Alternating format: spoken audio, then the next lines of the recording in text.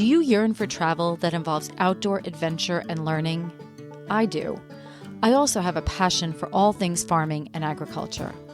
I've traveled to exotic jungles to learn about growing chocolate. I even once owned my own organic vegetable and sunflower farm. And now I'm planning my journey back to agriculture. Agritourism, defined as travel that involves some type of agricultural experience. Agritourism is all about entertaining. But the marketing strategist in me knows that at its core, agritourism is really about educating, and education affects change.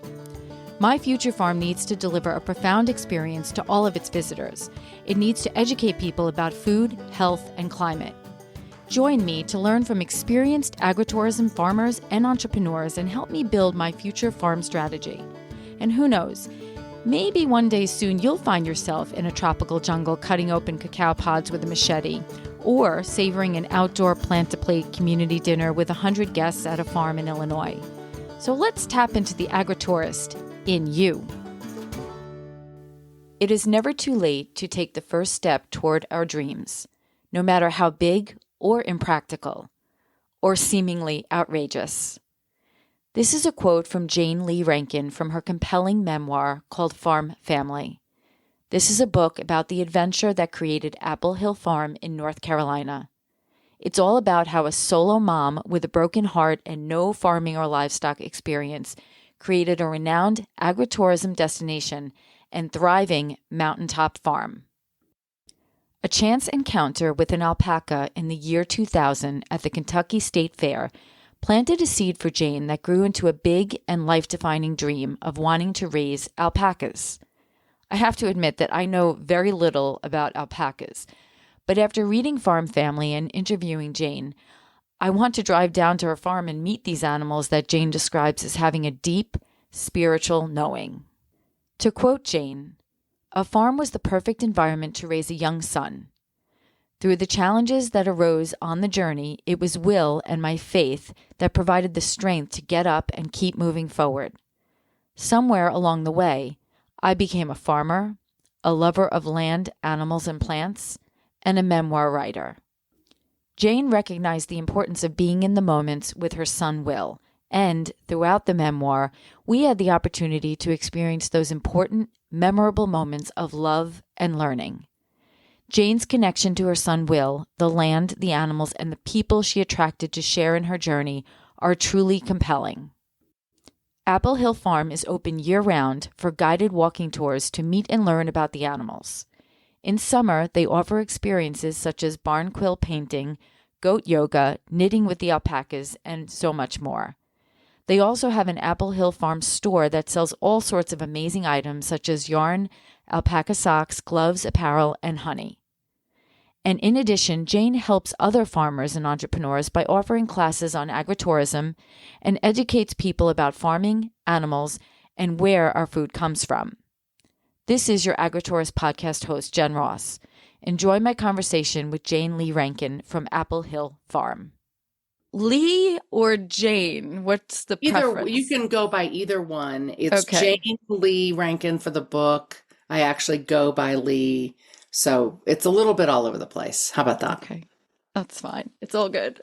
So I just finished the book. Oh my gosh. I did. And honestly, it was great. It was really, really good. It made me cry a few times. It was just very moving. Yay. So thank you for writing it. You're welcome. You're welcome. I was very moved by many parts of it. But I want to start with one thing. So in the beginning, I'm just going to read some, because I did take some notes and I wanted to kind of go back to a few things. But and then obviously I want to get to agritourism, which is a focus of mine. And, I just want to talk about that a lot. And I know you do. Obviously, that's the basis of your farm and you're teaching that to other people who are trying to get into it. But I just want to talk a little bit about your story because it is pretty amazing. And a lot of things A lot of things resonated with me. So the first, in the introduction, you wrote the following. I watched as Jerry stretched out his 81-year-old hand, palm toward the sky. Vanella's head dipped just slightly in response.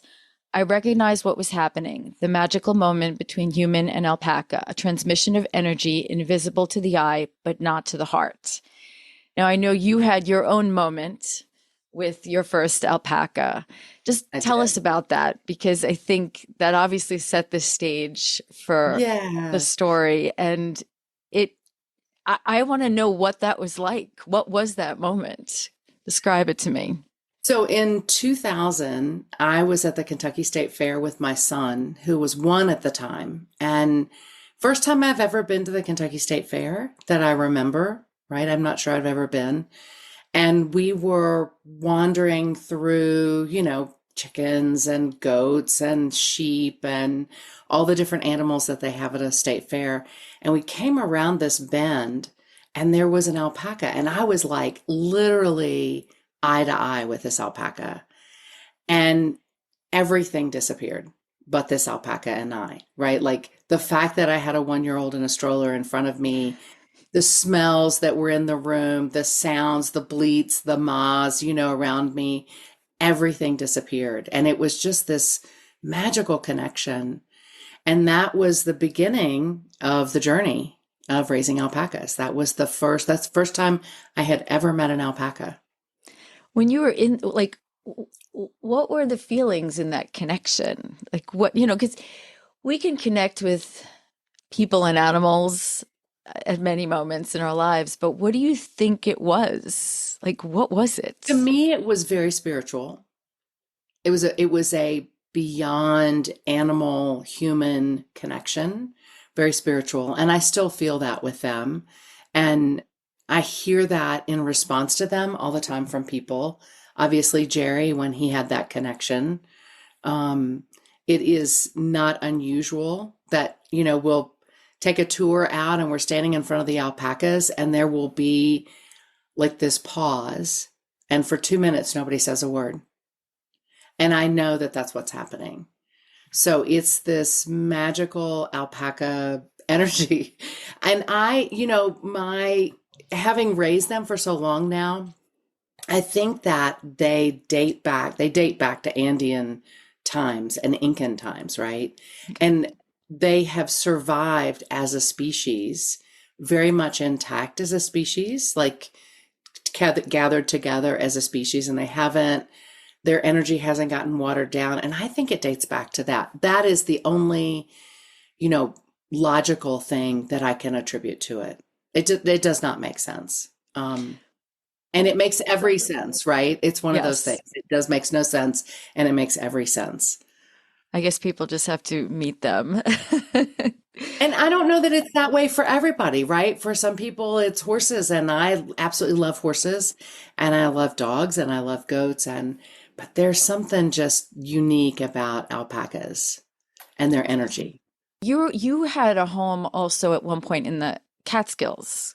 I So I'm did. from New I did. York, so Okay, so I was in Liberty Monticello area. oh, okay. Yep. Okay, I don't Yep. know if you know that area. I went to Sullivan County. Binghamton.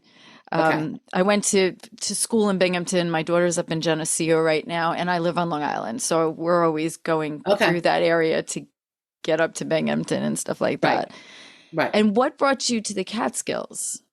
So I had gone up to the Catskills in the 90s to work at a retreat center there Okay. and had ended up buying a small house on a piece of an old dairy farm. And that was not my first farm experience, but that was my first real land experience. The first time that I had lived, other than as a kid in a suburban house, had lived out on land. I wasn't in an apartment. I wasn't in a condo. I wasn't in a duplex kind of situation. I was really out and on land. And there was the old dairy barn was in front of the house, and the county made us tear it down. It broke my heart, absolutely broke my heart.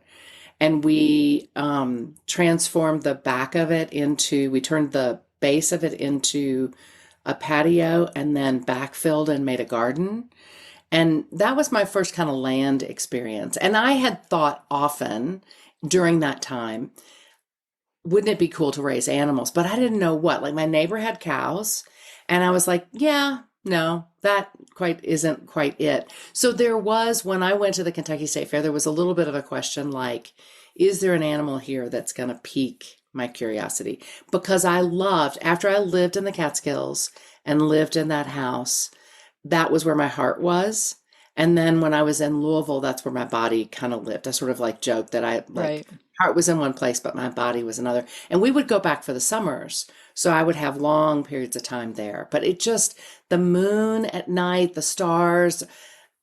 Anyway, should have been a hippie, man. Um, I'm trying to figure out where to go from here because your story has so many different dimensions to it. You obviously went back down to Louisville. Was it Annie? Was her name Annie? Annie. I'm Annie, terrible with yeah. names, so I apologize. That's I okay. remember That's who okay. they are and what they serve, but Right. Right. I know Annie and was pivotal in your life, and you wrote It a was. cookbook Uh-huh. based on her recipes, I correct? did. I did. I did. And that was the reason I went back. I'd been writing the book. I would go to Louisville for 3 weeks at a time and cook with her and then come back and test the recipes and work the recipes out. And then in the final stages of that book, I went back to Kentucky temporarily. You know how that is, right? Temporarily. It's not, I'm not going to live there. It's just going Yes. to be temporary. Yeah, not. What is the name of that book again? It's Cooking Up a Storm, Yes, The and Life that's and still Recipes of available. Annie Johnson. It is still available. We have it in our farm store. It's also available on Amazon. Quickest way to get it is through us because otherwise we send it to Amazon and then Amazon sends it to you. Okay, So, no, yeah, perfect, yeah. perfect. So you came to North Carolina, um, and had passed through. So tell us about, your pass through, and because obviously that came back. Right, right. So I came to North Carolina when the cookbook had come out and I was doing book signings, and there was this beautiful, just absolutely gorgeous bookstore over in Blowing Rock called Hemingway's that had chestnut, walnut, cherry, I'm not sure, but just beautiful wood bookshelves all around. And they had a bay window at the front of it. It was small, but it was very quaint. And I'd met them at a show and I came and I did a book signing right before Thanksgiving. And it turned out it was literally the day after I left to go, the day that I found out I was pregnant or tested and the first inkling that I was pregnant. And I came for a book signing to Blowing Rock. And then I came back again Memorial Day weekend, which was the last book signing I did before Will was born. And I was very pregnant when I came back. So that was my introduction to North Carolina. It's the only time I'd ever been here. We had gone to South Carolina, to Hilton Head as kids. And my mother used to always talk about Tweetsie Railroad. I don't know, don't ask me why, but Tweetsie Railroad is like a little amusement park here. And so that was one of the things when I came was like, oh, this is what she was talking about. This is where Tweetsie is, right?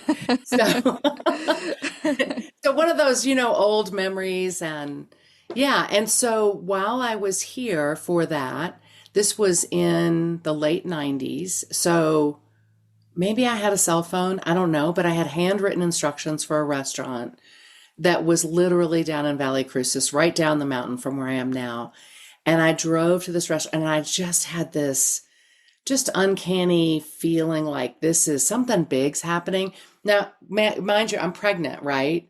So it's like, is this pregnancy? Is this like some sort of hormonal experience that you get when Yep. you're pregnant? And I thought I would never get to this restaurant. There's this windy road and it went right by a river into Valley Crucis. And I wondered because I was a chef, right? I was a trained chef. So was it the restaurant? Was there something about that? I didn't know. And then when we looked for property, it literally is up the road from there. And I didn't know that the first time I came to see the property. I So didn't know wait, it till what made you come to look for property in North Carolina versus that was all the the other? first. Well, that was the first place I thought of because I'd been here for book signings, and I wanted to be in Uh, the mountains, okay. and I wanted to be closer to Kentucky. I mean, the Catskills were 11 hours away. It was a little bit of a Yeah. drive. This is 5.5, 6 hours from Louisville. My dad was still alive. So I wanted to be a little bit closer. And I really thought these mountains were pretty cool. They're much bigger than the Catskills, where I was in the Catskills at least. So that was the impetus. And this was the first foray into, well, let's see where we might want to live. And, we came and fell in love with it, and that was it. We being a 1.5-year-old and a golden retriever. Yes. Yes. Yeah. So when you saw this property, I know at first this property financially was a little, it seemed to be a little bit intimidating. And tell me about the property. What was it about this property? I mean, honestly, when you described the road going up to the property, and it's intimidating, just It's very intimidating. It's very intimidating. So, yeah, so the property it's partially an old growth apple orchard, right? It had been abandoned. The apple orchard had been abandoned. Much of the property is wooded and it has grown up around where the apple trees were. This is a temperate rainforest. oh, So wow. the real trick is to keep field and not have it be forest. Like if you don't tend a field or mow it or hay it or do something, it's going to grow up really quickly because it's a temperate Okay. rainforest. Wow, I didn't know that. Um, yeah, so part of the property is the old apple roads through woods now, which is kind of cool. And we've used those as part of the farm. So there was some of the original orchard left. There was a derelict Christmas tree farm up on the hill, and that was, part of what we had to get rid of when we first started. But it really was just a piece of property that they hadn't really done much with. The man had put in a barn kind of shed where he parked his tractor. He plowed the entire road out to the mailboxes, which was a job that I inherited when I moved.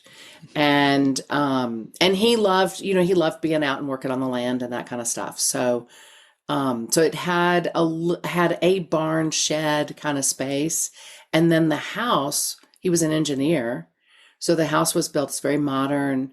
It was move-in condition, and that was one of my things. I wanted a move-in condition house, and I wanted land. 10 acres was what I wanted. This is 40, so it was a lot more than I bargained for. However, you know how that is. Like things just anyway. And the first showing was hysterical. So the first showing was we got word that this property was maybe going to go on the market, was how it was stated. And as we learned later, he had put it on the market in the spring. No, in the fall. So this was spring. So he had put it on the market in the fall, and the realtor had gotten all the marketing materials together, and then he decided he didn't want to sell it. So the realtor was like, I may, maybe may kind of sort of have this piece of property and I'd be happy to show it to you, right? So we booked a showing and my realtor and I showed up and the selling realtor didn't. So the owner showed us the house. All the things that you never do is show a house without any information with the owner, blah, blah, blah. The wife was gone.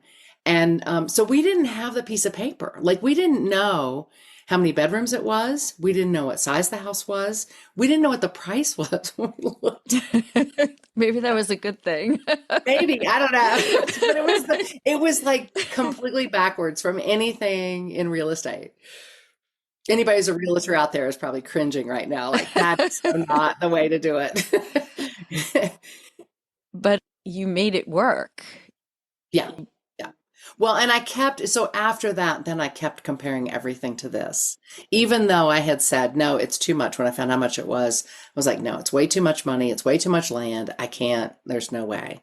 And but then I kept comparing everything to it. And the realtor was like, Lee, if you can swing this, this is a really good property. And, she was just like, and I was worried about the curvy road. I was really worried about that curvy I'd road. worry about a curvy Um, road, especially in the winters. well, the road is so curvy that they can't plow it because the plow blade can't hit enough of the road to Oh. make it work because it's so inclined and curvy. So what do you do in So they put slag down. We just don't go down it until it gets better. okay. Um, I felt there's only been one time, well, only one time that I've really had to go. I had to go to the airport one time, and it was, there was snow on it. However, because of the elevation, there's always more snow where we are and less as you go down, right? So Okay. usually it gets better the further you go. That's good. Anyway, and they have put guardrails in recent years. So like it's not so there used to not be guardrails. I was like, oh my gosh. I can't imagine. I Anyway, just can't yeah, imagine. there's really funny. We have people show up to the farm and they're just like wide-eyed. And you can tell they're a little car sick and they're wide-eyed and they're terrified. And it's like, we don't charge extra for the drive here. That's funny. I like that. Oh man. So so when you move in, what were the first things you did? Because obviously, alpacas came later. Yeah. What were the first things that you did? You seem to kind of just get integrated, from what I remember in the book, into, Yeah, your the house. very And first thing we did farm-wise was we put a chicken coop in. that's And right. Yeah. I So yes, I was remember the just story. Yeah, I wanted to have, we won't go into that. I wanted to have Yeah. chickens, right? So we put in a chicken coop and I wanted to have, so we found the property. We were here from mid-March to mid-April. We found the property then.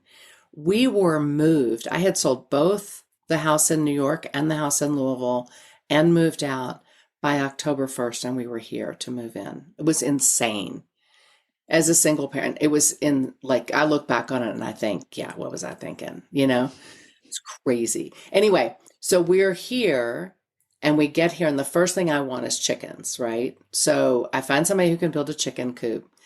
And there was an avian bird flu, blah, blah, blah, going on, and you couldn't ship chickens. And I didn't want chicks. I wanted there's a little theme here. It's like I dreamed, I whatever.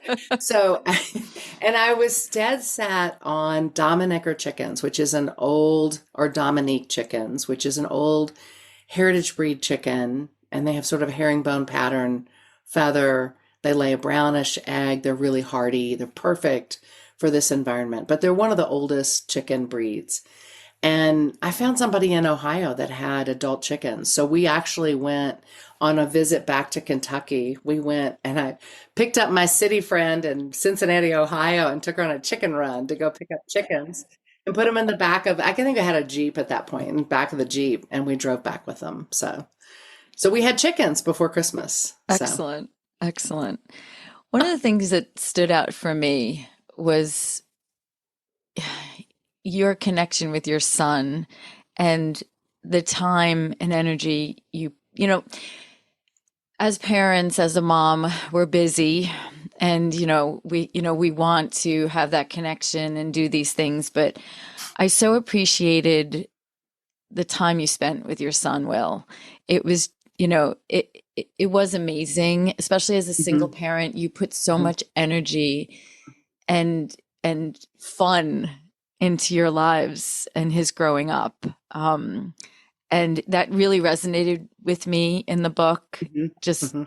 just the experiences that you gave him that Right. formed him, that I'm sure now, he must look back on.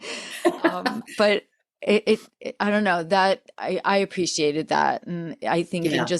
there was so Yeah. many dimensions to the book, but that definitely stood out to me, how much you put into that, and being a mom. Right. So Right. I, you know, thank Yeah. you for Thank you. highlighting that, because I think it's Yeah.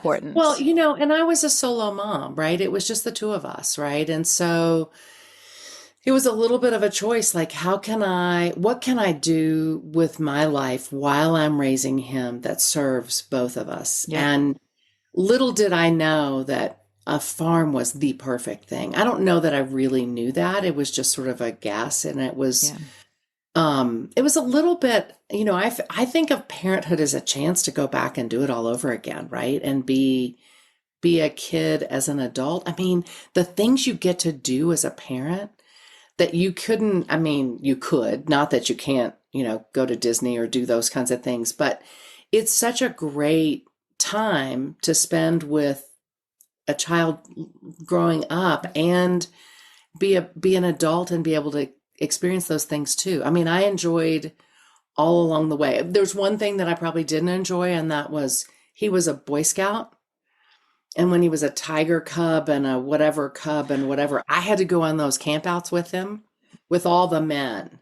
And it was like, and I had to put the tent up and it was like, I was like, it was always rained or was blazing hot or something. I was like, okay, getting him through that period of life didn't come soon. And I was like, can we be done? And I just send him with you to go camp. That's But funny. but there were so many things that we got to do together that was so fun. And I really, and he's a great kid. He's a go along, get along kid, and he resonates with adults, probably because he grew up around one. I mean, I don't know if I was an adult, but he grew up with me and Right. didn't have any other siblings. And so, we would go to stop at a Cracker Barrel. We'd be traveling and he'd be going around and inviting people to come sit at our table. Like he just was a people person. And so it made it really easy. That's great. Yeah, no, it definitely the energy of that whole experience definitely Yeah. resonated with me. So I think Yeah. it's fabulous. I mean, I know I didn't own the farm. I mean, I owned the business. We had a vegetable sunflower farm. And Oh, well, so yeah. I have three kids. Right now, 23, 20, and 17, almost 18. And my youngest was 3 when she started, you know, picking vegetables and washing and they kind of grew up doing that. I didn't even realize like the chunk of their life and their college essays are all about experiences from that time period and Right. it sometimes I'll talk to them about what they loved and hated about it and it's really cool to hear those stories because you don't realize sometimes how it really impacts them, that Right. connection, Right. just with for us it was more plants and you know um so putting the hands in the soil Hmm. and the connections with people. I mean, we had tons of volunteers at the farm. Most of the produce was donated to food pantries. So they were connecting Oh, with that's so all sorts of wonderful. volunteers. And then we would go and actually donate the food and they would connect with the people we were donating it to. Mm, And they write about that now. And it is so impactful. And so right. I think any types of these farming experiences are not just about Mm, the act of the farming, but it's the connections with people. hmm. Um, Hmm. so, so I think that's great. Yeah. And it's such a great experience to give Yeah, kids. It really, absolutely. and when we look at the world, we can see that that's really missing for so many kids. And we could have gone anywhere, when I think back on it, like we could have gone to New York or we could have gone to Nashville or we could have, Yeah. we really, it was sort of a pickup sticks to throw it up in the air and figure out what you're going to do. And a farm, I think, was the right answer. So when I look back on it, it's like, yeah, that was the right thing to do. And That's great. he was a gregarious 2 and 3 year old, and he just was like hard to contain in some of the normal ways. And so it was perfect because he got to be free and he had his own little building yard, which was under part of the barn, and he could leave his trucks out there and he had like dirt and sand to play with and he could, so he had the things that a boy needs in that way. Yeah. So it was good. It's good stuff. And just to jump forward about him, he's married now. What is he doing? He's married now and I just went down and spent the weekend with him. He's an equipment manager for UNC football. Oh, So that's right. Oh, yes. yeah, so he works with Mac Brown and yeah. And so, and anyway, he loves what he does. But I got to be there and see him in action. It was great fun. So Excellent. Good. yeah, yeah. Excellent. So tell me about the alpacas and when you actually did you finally got the alpacas. Tell Right. me about that experience. So we started out with alpacas at somebody else's farm just because we weren't ready. Um, and there was a woman who lived really close by in country terms, right down the curvy road. But she was getting ready to move. And so everything sped up when we were about to get alpacas because she was moving to Virginia and I wanted to get as much training with her as I could and buy the alpacas. And she moved around somewhere in December area. She had somebody staying and she still had animals at her place that was taking care of those animals. But I wanted to get alpacas here. So we got our alpacas home before Christmas, which was so fun. And we bought three alpacas. We bought three girls, and two were pregnant, and one was a little bottle-fed baby. And Was that the day Millie? Millie, Millie? little Millie, yeah, little Millie. And the day after we bought the girls, one of them went into labor, and we had another girl. So we had little Millie, who was seven, I don't know, 4 months old at that point, and a newborn and two older girls or mom age alpacas. So we had four. And so when they came to the farm, there were four of them, and we were still bottle feeding Millie. I mean, that was like a morning and nightly routine that we got to do, which was so fun. And we like lived at the other farm practically to go down there and bottle feed and do Right. everything, anything and everything with them. So we get them home. Do you want me to go into the whole story? Yeah, tell me. Okay. Yeah, I So looked. we get them home and so we're taking Millie to shows. That was one of the things we wanted to do was go to Yep. shows. And Will was walking Millie through the shows as a 4-year-old. And I think we're fudging that he was 5. But anyway, he was walking with Millie in shows for the youth classes and those kinds of things. It was costume contest. We had to fudge his age. But anyway, so he was doing that kind of stuff. And so we were mostly traveling with Millie. And we didn't even have a trailer to begin with. So we get a trailer. And then we're like, really, if we're going to put her on a trailer, she needs a buddy with her. Because before that, she'd been in the car with us. I know And we that would get that out was at rest stops amazing. and walk her around. And so we added a male whose name was MJ, and we changed it to Mojo. And he's still alive to this day. And Oh, he's like 21, and he's the grandpa of the farm. He's the oldest alpaca that we own, and he's just like, peace out, I got this, and he's really handsome. His nickname is the Chick Magnet because he has girls fall in love with him. He has these big brown eyes. Anyway, so we get Mojo so that we can travel. And then we shear for the first time in April. And then in May, we had what we say is a mountain lion attack on the yeah. animals. And we lost 4 out of 5. And Mojo was the only one that survived. And it was horrible, gut wrenching, horrible, fences destroyed. It was just, anyway, it was not Well, pleasant. it can't. Yeah, that part of your book was hard. It's hard. It's a hard story. It's a very Yes. hard story. But it was also a pivotal point for us, right? So that happened, and and I had to tell Will, right, who's 4.5, 5 at the time, Yep. that Millie, I mean, Millie was like a daughter to me. It was so hard. Anyway, and two survived. Frosty survived, and Mojo survived the day. And they went to the University of Tennessee Hospital in Knoxville, Tennessee, and 3 hours away, right? So they Yeah. were 3 hours away in a stall together.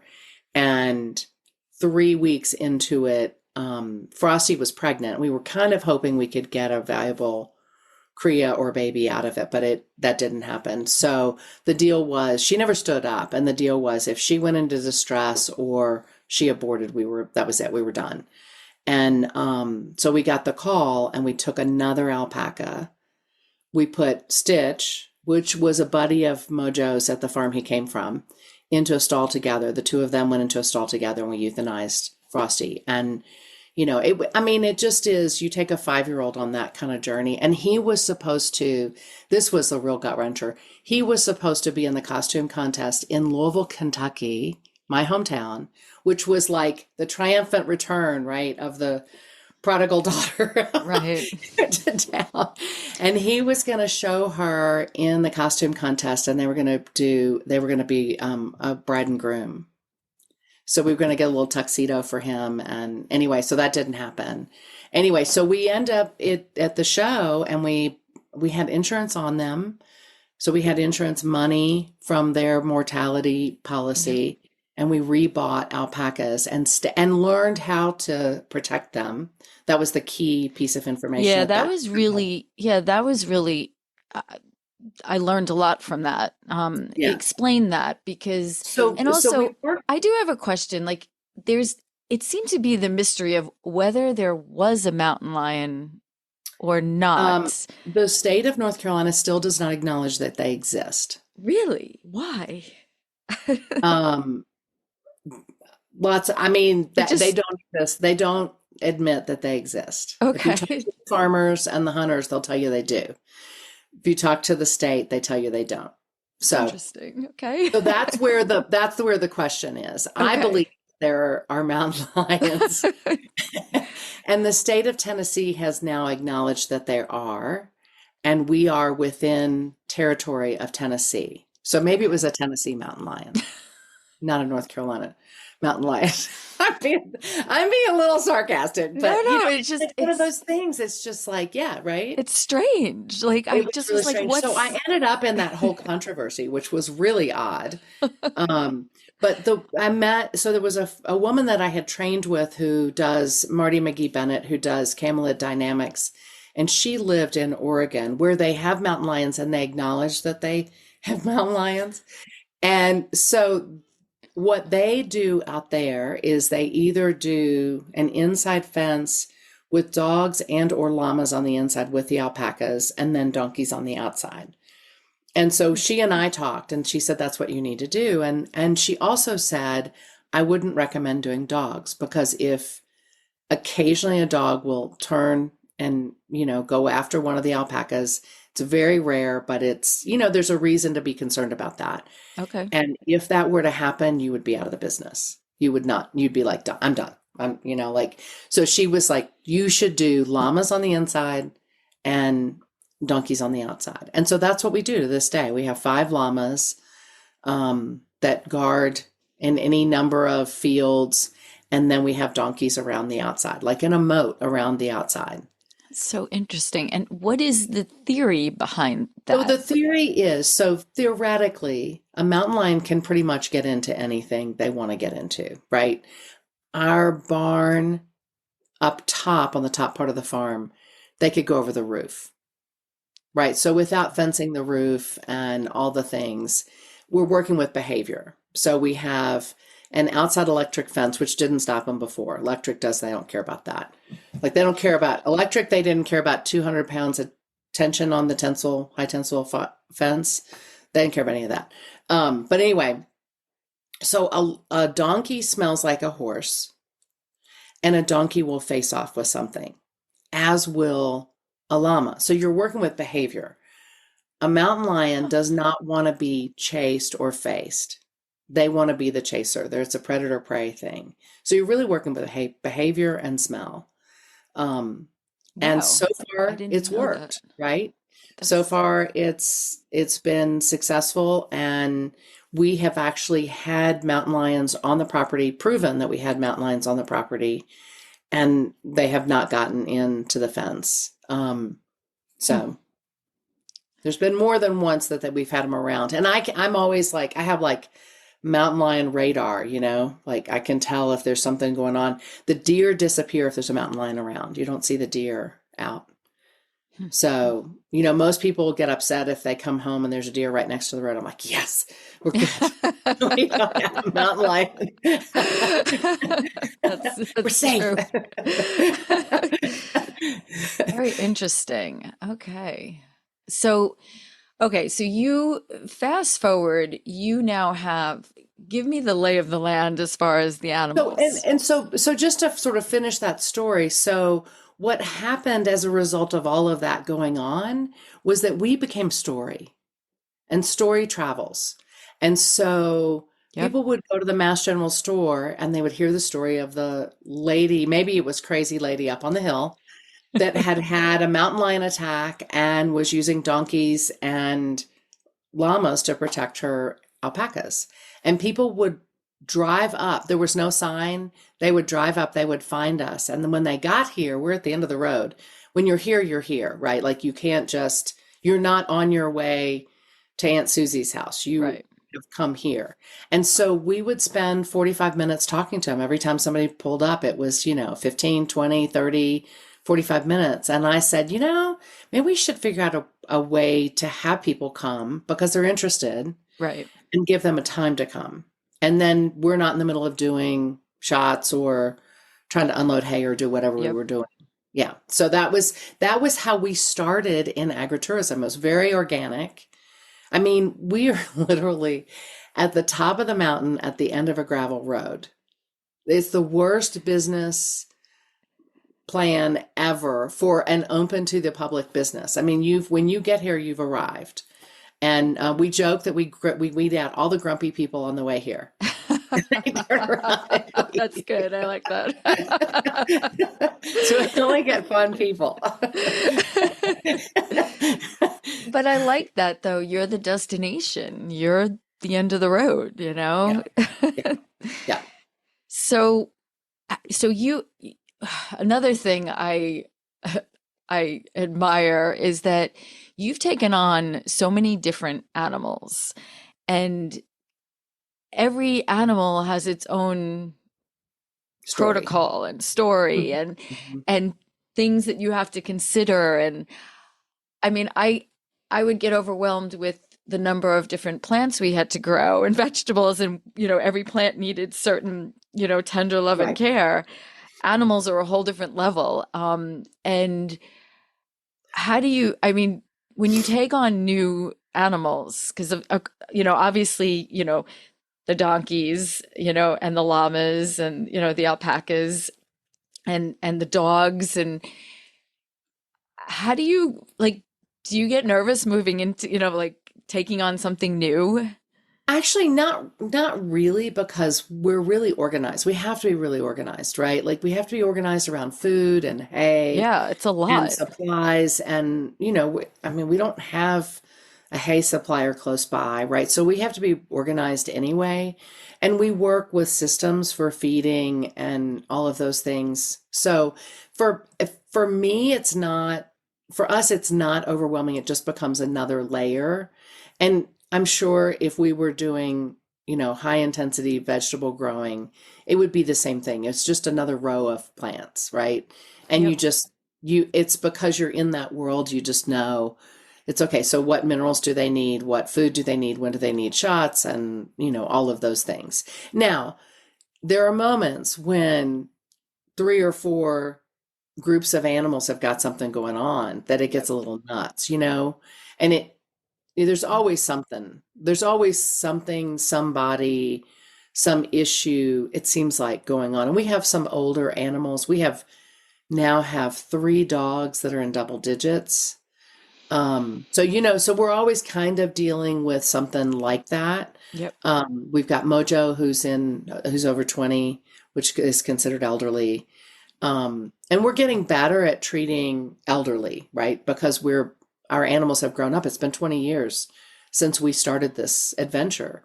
So Wow. if they're still around, the original ones are still around. We still have Cowboy and Jack and Ma are gone. We have Mojo. I'm trying to think who else of the original crew. That's about it of the original crew that's still around. Everybody else is, so the way we handle death here is there's 2 things that we do with death. One is, if at all possible, they die here, if at all possible, because they're part of an organization of animals and a group of animals and a group that works together. And if another animal sees that animal is dead, it's very easy for them to get past it. Okay. So, you know, Wow. that's a huge thing. Like if we can at all make it happen that they die on property, like if we know that's what's going to happen, we have the vet come here, we bury here, all of that. And the other thing that we do with animals, which is what helps us, is that my mother, who's no longer on this side of the world, has a farm called Heavenly Acres, and that's where every animal that dies goes. So she now has quite this collection and is trying to figure out how to feed them all. I absolutely loved when I read that. Yeah, so That was that's beautiful. how we, I mean, that's how we handle it. And we do the very best we can do with everything that we have in our, arsenal of medical and Yeah. whatever that we can do. So that's all we can do is provide the best life, the best end, the best. And we often have to make that call and we do it as kindly as we can. Yeah. So, It's beautiful though. So so how many animals do you have now? okay, so the joke is that Lee does not add up the numbers of animals because Lee would be overwhelmed. What types of animals do you have now? I'll rephrase So the we question. have we have alpacas, we have llamas, we have donkeys, we have Angora goats, which are a fiber animal. We shear those twice a year. We shear the alpacas once a year. We have livestock guardian dogs, which are Great Pyrenees. So we have four of those.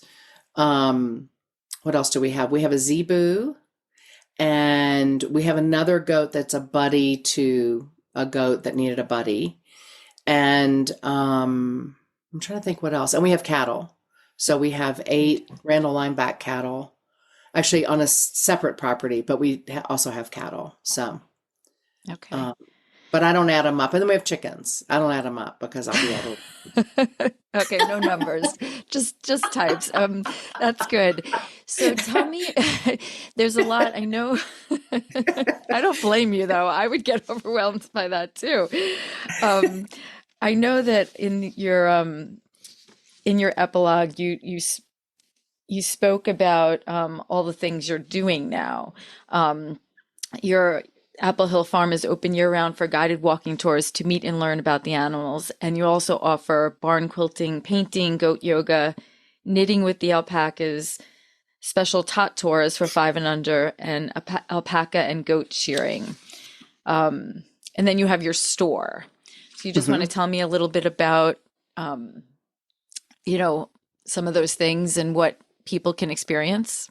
Yeah, so we're always trying to find ways to bring our customers and clients back in for a different kind of experience. And Yep. sometimes people will come to us for goat yoga. They wouldn't come for a tour, but they'll come for goat yoga because they do yoga and Yep. a friend's coming. So we're always trying to find ways for people to find us, different ways for people to find us, and different ways for people to experience the farm, right? So um, some people want to just come on a tour, but once you come on a tour, it's like, is there another way to come, right? Right. So we're always working with that. Our store is a very well developed farm store based on alpaca products. So we have everything from socks to scarves to shawls to mittens and gloves and all sorts of things made from alpaca that you can wear and use for winter wear, blankets, all of those kinds of things. And we also sell things from other farms. So we have a farm that has alpacas that does a felted soap, that's soap with alpaca felted around it, and we sell that. Their packaging is great. It's a farm, it's a family, right? It's another group. We sell meat from another local farm in our out of our freezer. We have eggs from our chickens. We have beehives, so we have honey from our hives. All of those kinds of things, anything we can think that is going to help our customers have an experience of a farm and be able to take that experience home in some way. Excellent. Excellent. So yeah, so we have I would say a very well developed store. And we also have yarn. We have alpaca yarn and we have yarn from our alpacas as well as other yarn and yarn from our goats. So you can get both. And we sell fiber from both of those as well. So some people like to spin their own yarn and then they could spin to make whatever yarn they wanted to make. So So do you have, obviously you're getting the product from your farm, but you have a team that's making these things? so we send our yarn off to be made at a mill. So we Okay. work with some of the small mills that are milling yarn. And then we send fiber off to a fiber pool that makes socks that we sell and other Okay. products that we sell. And then we just buy outright. So we work with suppliers that have fair trade, Peru, mostly Peru, but also we have some Ecuadorian stuff now. Great. And Okay. so we're spreading that out a little bit. And anything made in America, obviously. Um, when we first started, all quality and quantity was coming from Peru. And now the American market has really picked up. So we're Okay. buying quite a bit of stuff. It's coming out of America. It's American grown, American made. And they've really, the alpaca industry's really doubled down on the fiber side. So, and then we also sell because we can, right? We also sell little like suet cages full of fiber that you can put out for the birds in the spring, and the birds will grab the alpaca fiber and make their nests. We sell alpaca poo, like just their poop, because it doesn't have to be composted and as long as it's dry, you can just gather it up. You could literally put it straight on your house plants. That's a high bar for most people. So we put it in a burlap sack, and then you can put it in water and have it leach the nutrients out into the water, and you water the Wow. plants with that. So we sell that. And we sell at our local food hub, which is another place for us to sell. So we sell some of those products that we make there. And one of our other big products that we sell is dryer balls, which are alpaca dryer balls. Oh, that's so That funny you because I was just at my friend's in Massachusetts and she had those. Yep. So we sell those. We sell those. And, and people are like, do you make those? And it's like, no, because we couldn't keep up with I mean, we only have 20 alpacas. We only have so much fiber. So we have to divvy out where the fiber goes. And so the really good fiber goes to our yarn, which is a very popular. We keep it separate by animal. So when you come into the barn, there's Mojo's yarn and it's done by animal with their name on it. So that Wow. if you connected to an animal and we happen to have their yarn, you could buy their yarn. So Wow. Wow. And what about your team? How many people do you have? so we have anywhere from recently it's been like 10 to 12 people on the team. We have a young team. Everybody's like 30 years younger than I am for sure.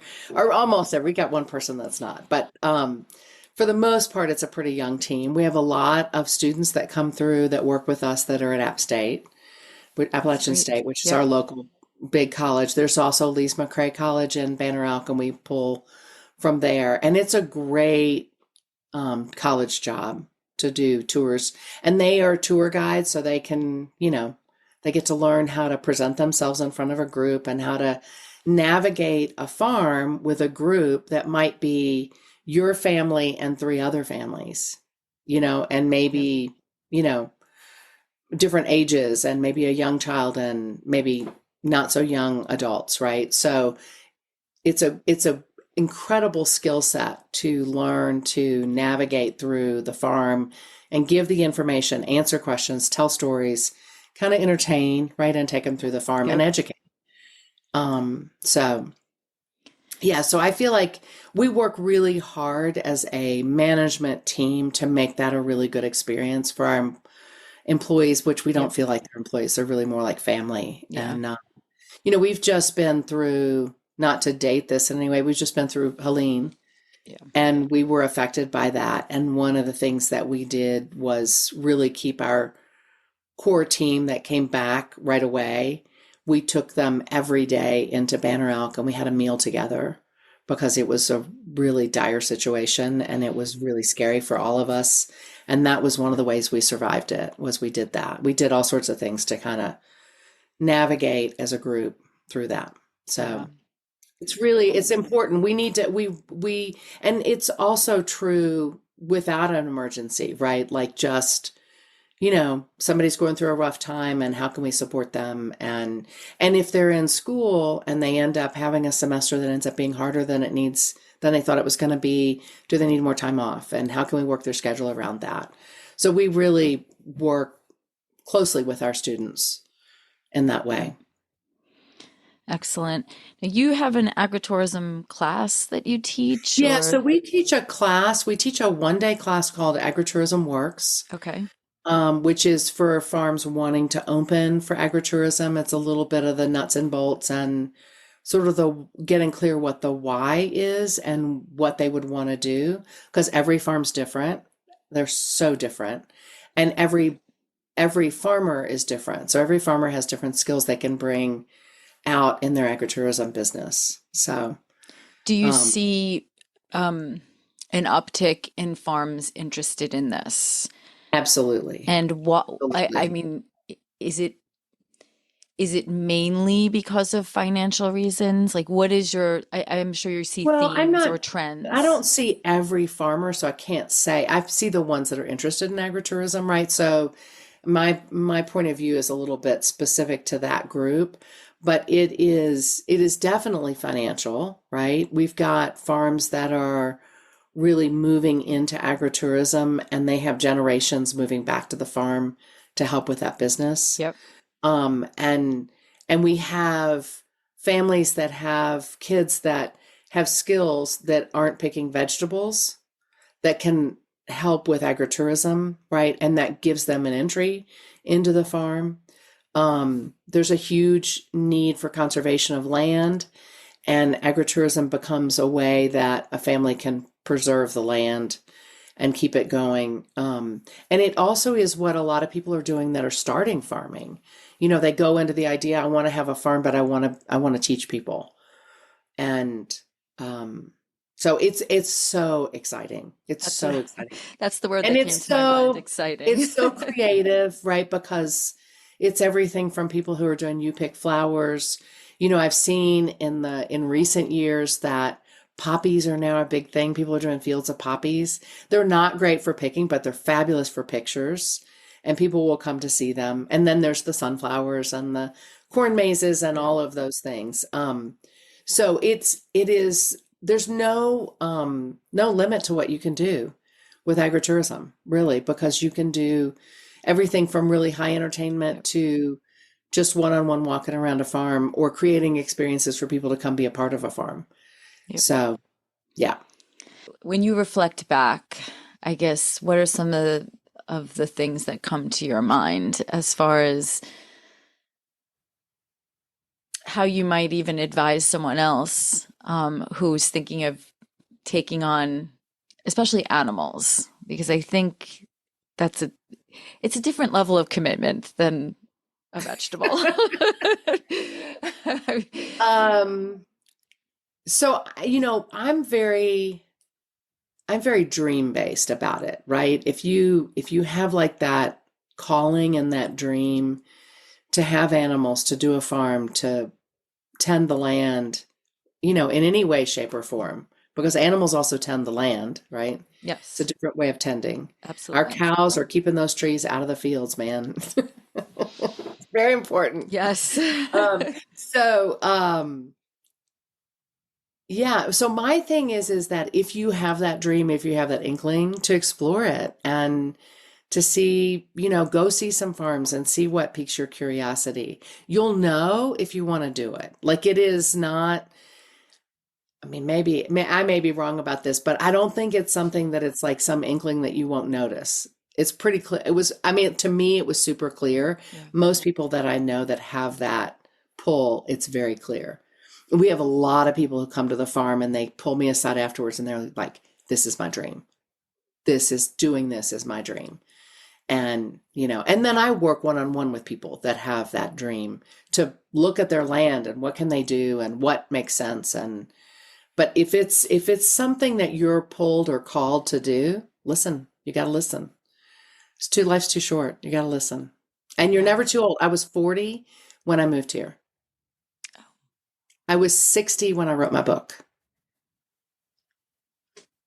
That's inspiring. Yeah. Yeah. That's inspiring. Any new plans for going forward for the farm, for yourself? So, so one of the things that we're working on with the help of Mother Nature is that we are about to replant the apple orchard in the spring because Helene took Ah, so many trees out. So we're also looking at how to use some of the wood from those trees. So we're, trying to make something good out of it. okay. Yeah, so that's one of the things on the horizon. I can't think much further than that, That's honestly, okay. right You now. have Lee, you have a tremendous amount going on. I look at everything you've accomplished, and I loved how it did happen organically and it evolved into each other, and I think Yeah. that's a pretty amazing um story. And like I said, I definitely, the book was great. I really enjoyed it and it taught me a lot. So thank you for writing that. Thank you. I really appreciate it. Yeah. And I will put all the links in here for everything. There was a bunch of quotes, but I want to read one of them that you wrote to kind of end this. To have a dream is a blessing. Living a life that is the result of the courage and tenacity it takes to turn a dream into a reality is a sojourn. So I thought, like you were talking about, if you really are dreaming something and you really, see yourself doing something, we don't take that leap a lot of times. We're too afraid, for many reasons, and sometimes valid reasons, but it's, you definitely are an inspiration to a lot of people. So thank you. Yeah. Thank you. Thank you. Thank you for all you're doing for agritourism. We'll see what happens. I have to figure out from all these interviews, I've been working on figuring out what do I want to do. But it's been a really great experience to look at the diversity of what people are doing and the creativeness and how ideas have manifested into different things. You start out thinking this and it turns into something completely different. Um, it's been a really great experience, meeting Hmm. and connecting, and then just the community and the connections. I Right. like you said, you built, you have a community there, of people who've Yes. helped along the way, who've come out, who've shown up, at the right time. And I Hmm. think, you know, that's really important. It Yeah. leads you in that direction. So thank you. Thank you for taking the Yeah. time. Thank you. Thank you so much. I hope our AgriTourist podcast prompts you to think more about where your food comes from, whether it be your vegetables, fruits, meats, and even those sweet treats. Don't forget to subscribe and share this podcast with someone you think may truly benefit from or be inspired by it. Visit us at agra-tourist.com. Until next time.